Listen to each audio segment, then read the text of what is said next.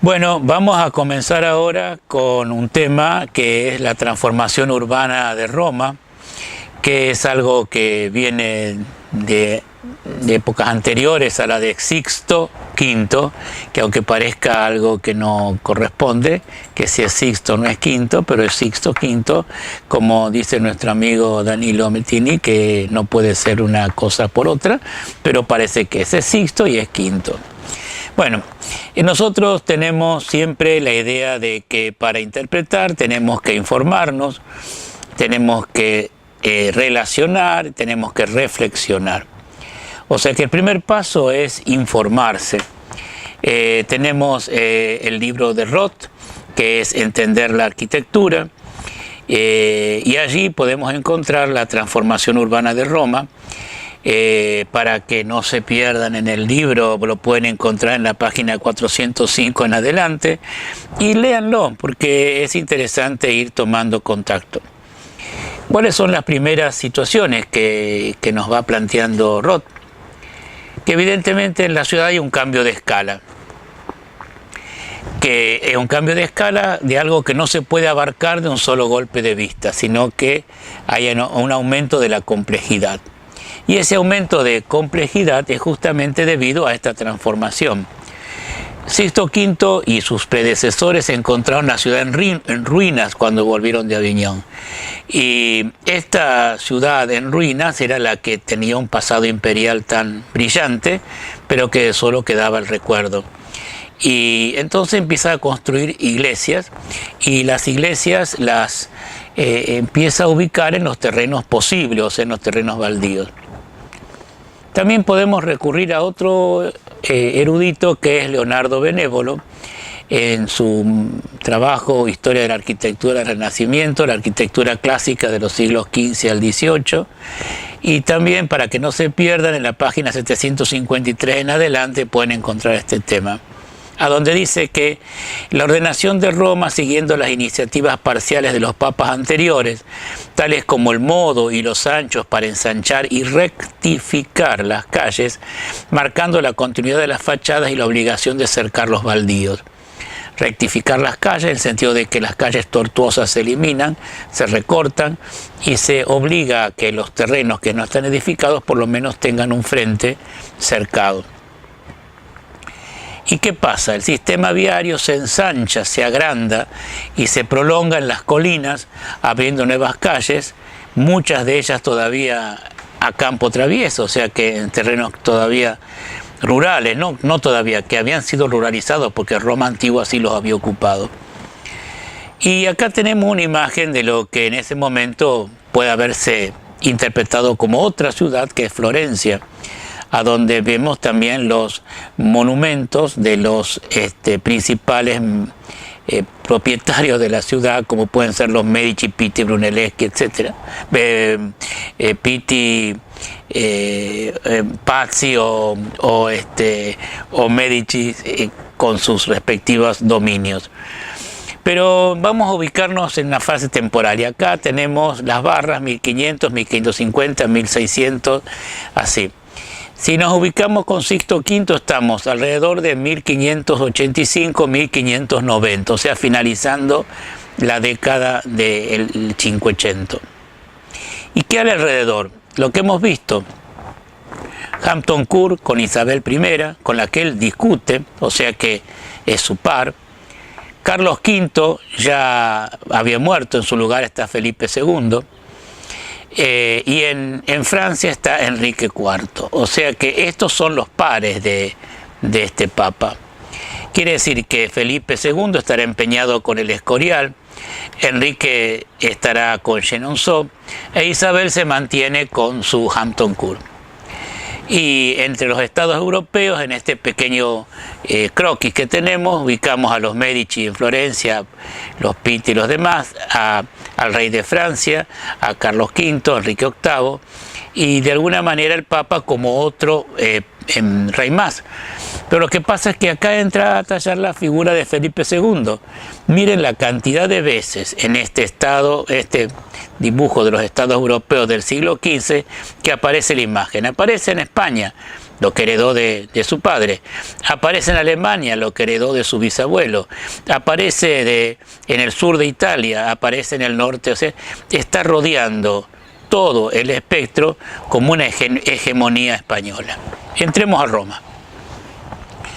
Esto es Roma del Papa Sixto. Acá está la puerta norte, este es el punto en el cual se ingresa, este es el río Tíber, que da toda la vuelta, acá está el Vaticano, y esto es lo que estaba poblado del antiguo trazado de la Roma imperial. O sea que todo esto era la Roma imperial y esto era el trazado. Entonces, el aglomerado de Roma, lo que vemos son calles tortuosas, entrecruzadas, que de ninguna manera podían ser calles rectas. Pero si acá vemos la sucesión de papas, uno tras otro, hasta llegar a Sixto V, vemos que todos se preocuparon en ciudades que fueron cada vez más reales en lugares de alegorías o resultado de generación de siglos, como el trabajo de Simone Martini. Sixto V es una consecuencia de todos esos papas. Incluso él termina la parte de San Pedro, la cúpula, y la hace con un texto que dice a la gloria de San Pedro, o sea que está terminando o completando la labor de sus predecesores. En esta imagen que vemos de la ciudad de Roma en aquel momento, se puede apreciar la cantidad de espacios verdes que había. Pero vamos al gráfico de lo que hizo Sixto V o concretó de hacer. Esta es la entrada de Roma, formalizó el tridente, esto es el Vaticano, y ha hecho calles largas, independiente una de la otra, que se entrecruzan y que de alguna manera están marcadas por estos obeliscos que van jalonando el espacio. ¿Para qué? Se trata de hacer de Roma una ciudad santa, una ciudad donde las peregrinaciones sean una situación cotidiana, donde se reciban peregrinos de todas partes. Esos peregrinos llegarían a la ciudad santa en fila, en procesión, y visitarían las distintas iglesias. Y esas procesiones serían siempre tránsitos en esas calles rectas que verían al fondo los puntos de referencia que serían los obeliscos y se irían relacionando con una y otra basílica en forma de red. Entonces toda la ciudad empieza a formar parte de una visión unitaria que no es la de un solo golpe de vista, sino que es un tránsito, a donde se le agregaría a la visión de un objeto una dimensión que es el movimiento. Este espacio jalonado por obeliscos es porque realmente el obelisco era algo que ya el Papa disponía, la ciudad era de él, propiedad de él como pontífice y como rey, digamos, de Roma. Él los tenía como trofeos romanos ahí. Entonces, ¿qué hace? Los va ubicando en estos puntos estratégicos. Pero, ojo, que ubicar esos obeliscos en los puntos estratégicos era una tarea colosal, porque había que trasladarlos, y para trasladarlos había que llevarlos de alguna manera a través de andamios, a través de fuerza, tracción a sangre, y una vez que llegaban al lugar había que ubicarlo. Hay una vieja tradición en Roma que cuando él quiere reubicar el obelisco que ahora está en la plaza de San Pedro, que en todas las vistas se ve que estaba formando parte del hipódromo que estaba allí cerca, del hipódromo de época romana, las cuerdas empiezan a resecarse porque ya tal la fuerza que había, era un silencio sepulcral de miles de personas arrastrando ese obelisco de granito de una sola pieza, y cuando ya se está por ubicar en el lugar, se empiezan a romper las cuerdas. Cuando un chico grita, mojen las cuerdas. Y eso en italiano es un dicho que cuando hay algo que va a ocurrir y que dice algo, para no tener cuidado es mojen las cuerdas, que fue justamente el momento de poner esos obeliscos en su lugar. Hay muchas imágenes, fíjense la cantidad de carros, la cantidad de gente. Acá están trasladando el obelisco al centro de San Pedro. Al fondo se ve la iglesia de San Pedro en construcción. Y también es bueno ver, además de toda la ubicación de los carros y todo eso, la gente, cómo mira eso, es un espectáculo. O sea que Roma se está transformando, se está agrupando en una red de calles, pero que al mismo tiempo es un espectáculo. O sea que los peregrinos van a ver la transformación de Roma, además de estar ellos haciendo su cometido religioso. Dentro de todas estas láminas es también comparar cómo la gente común de Roma se entremezclaba con estos personajes de linaje que estamos pensando que son los pares del Papa Sixto V, que son estos protagonistas de esta historia. Ahora, hay muchas circunstancias, y si volvemos atrás al esquema general de la traza, vemos que estas nuevas calles irrumpieron en barrios que estaban absolutamente intrincados. Al romperlo, al demoler, muchas propiedades quedaban inutilizadas para nuevas funciones, y otras, al llegar al medio del campo, atravesaban en medio del campo de las murallas romanas, ¿no?